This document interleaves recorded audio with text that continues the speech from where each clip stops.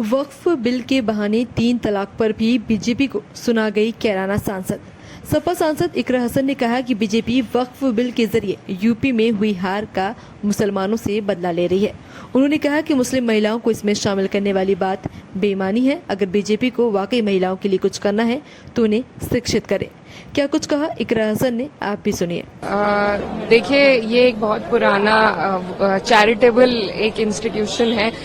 वक्फ की जो जमीन है वो कैसे दी जाती है, सबसे पहले ये समझने की जरूरत है। अगर मैं आपको कुछ दे रही हूँ, उसमें कोई तीसरा इंसान, मैं आपको अपनी चैरिटी अपने मन के हिसाब से आपको कुछ दे रही हूँ, उसमें कोई दूसरा इंसान आपको आके बताए कि आप उसका किस तरीके से इस्तेमाल कर सकते हैं, और सारी की सारी जो पावर्स है वो आप अगर जिला अधिकारी को दे देंगे तो उसमें I don't think it helps anybody and we are totally against it. ये सिर्फ इंटरफेरेंस है, क्योंकि ये सरकार जिस तरीके से इनको मैंडेट मिला है और यूपी में जितनी बड़ी हार मिली है उसी का बदला लेने के लिए सबसे पहले माइनॉरिटीज पर अटैक होता है। और मुझे लगता है अगर इसी तरीके से अटैक हुआ, it's not just an attack on minorities but also on the constitution, on article 14, article 25, article 26, it's a direct attack.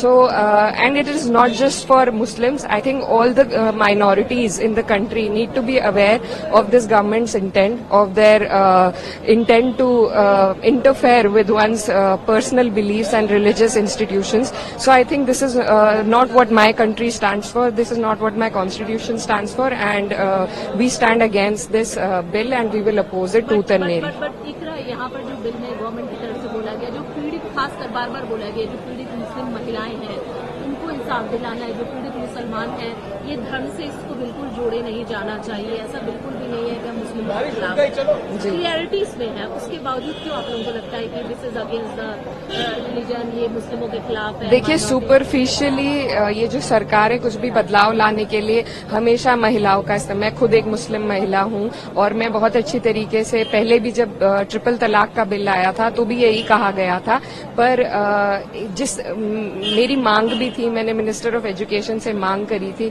कि आप अगर महिलाओं के लिए कुछ करना चाहते हैं तो आप उन्हें पहले पढ़ाइए, और अगर ये उसमें महिलाओं को इंक्लूड करना चाहते हैं, वो एक सिर्फ वो स्टिपुलेशन नहीं है, इसमें सारी पावर जिलाधिकारी को दी गई है, इसमें सारी पावर, इसमें और people from other communities have to be a part of it.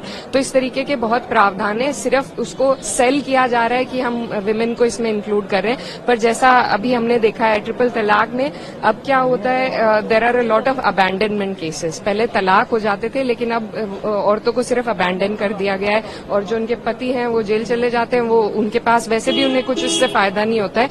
तो सुपरफिशियली उसे दिखाने के लिए महिलाओं का वो नाम का इस्तेमाल करते हैं, बट इंटेंट जो उनकी है वो पूरा विपक्ष, पूरा देश और सब लोग समझते हैं। And I think all the minorities of this country are together in it and we will oppose it. Thank you.